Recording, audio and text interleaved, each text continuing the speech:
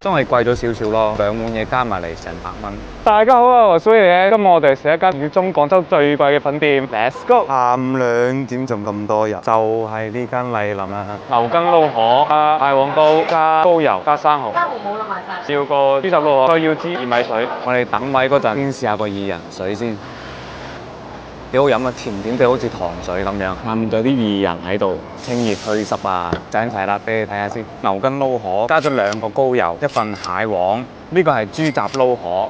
先食呢碗加咗蟹黃嘅，有個蟹黃先。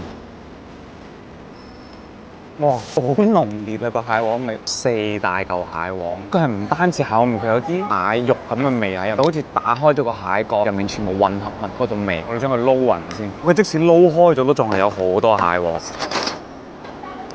因為我點嘅撈粉都係好多腩汁㗎，撈開咗之後，啲腩汁味稍微冚過咗蟹黃嘅味。高油。呢個高油爆晒米嘅喎，高油係好食。記得即係佢呢個高油係幾新鮮。再試下佢個牛筋，牛筋係煮得好腍，佢撈粉比嘅嗰碗湯好鮮，係魚湯嚟嘅，而且應該係滾咗其他海鮮嘅。嗰碗湯真係好得。我哋再順便試埋呢個豬雜湯粉嘅湯，呢個就好似碗豬雜湯，呢個豬雜湯都好鮮啊！你哋一定要點撈粉跟住嚟食呢碗湯。我哋再嚟試下呢個豬雜撈粉，同一個嘅醬汁都係腩汁，有豬潤、豬腎啊，仲有豬心、粉腸。呢個豬雜撈粉就普通咗啲啦，好寡淡啊呢碗。